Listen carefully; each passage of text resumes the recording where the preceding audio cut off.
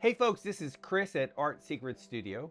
I've taken a little clip from our very beginning foundational painting class, and that's on painting the apples, which really has to do with changes of temperature as Monet explains to the world. But in this clip, I want to share one small thing: how to control your brush and your blending at a very high level with oil paint. And you know what? It doesn't take any talent.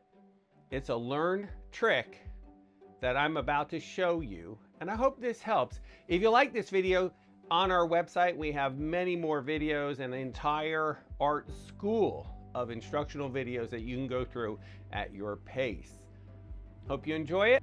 There's a simple little drawing rule that says we're going to start light, gradually go darker, and the dark on one side is going to be the lightest at the next side. So the dark on one side will be the lightest on the next side. That's a drawing principle that we all know. So what happens with it is the sun is hitting this area and it bleaches out the color. So you don't get to see the true apple color until it starts to move away from the sun. So the true red color of the apple is sitting somewhere around here.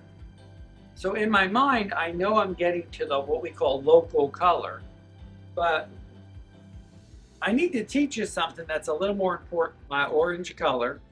And I'm starting right next to the highlight. I'll show you how to blend the highlight later. I'm not going to paint the bands that we put in.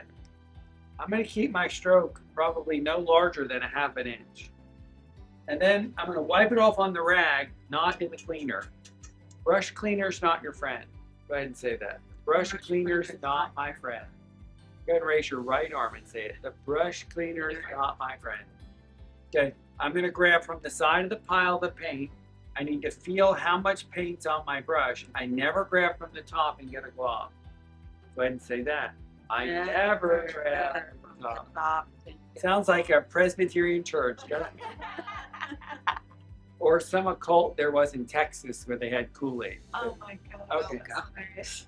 So as I go darker, I'm going to put my paint down.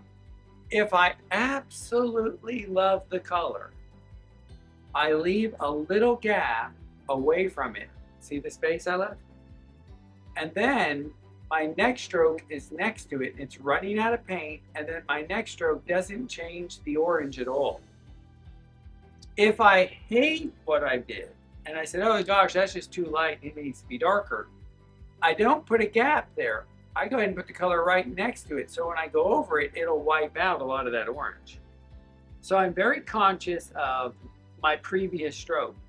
Does it do what I wanted it to do? Do I need to protect it or get rid of it? I had to have attitude with get rid of it. And I'm just gonna, in my mind, pretend I know there's those lines there that's in the sample piece, the bands. Does that make sense? So I'm just going to work my way darker, grabbing the paint from the side, telling the viewer it's gradually darker farther away. Now, Mary, you played with the apples a little bit. I didn't mean that in a demeaning way that your painting is so little and whatever. How hard was it to learn how to blend? And here you are, a tremendous watercolor artist. Was it hard to blend the apples? Mm-hmm. Yeah, it's not as easy as it looks for some reason. So there's a few things that go on. Is I have to know how much paint to put on the brush. So you can watch me paint all day, you can watch an online video all day, but nobody's going to tell you how much paint to put on the brush. You have to figure it out. Too much, it's going to be a mess and hard to blend. Not enough, it won't blend. It has to be just right. But you've never painted, and there is no just right. So you're going to have to paint to figure it out.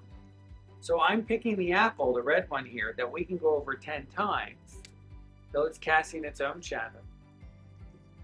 And then we'll go to the dangerous apples that we could ruin, the yellow ones.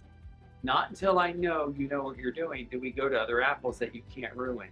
Well, you can ruin them, but we can't fix it. So one of the things that I do when I paint, and I grab my color and I put it down, watch how much the brush bends when I push down. Okay, see how much that bent? Then, so what happens is when I bend like that, now when I blend, I touch lighter and lighter until the brush isn't bending at all. Just the paint on the brush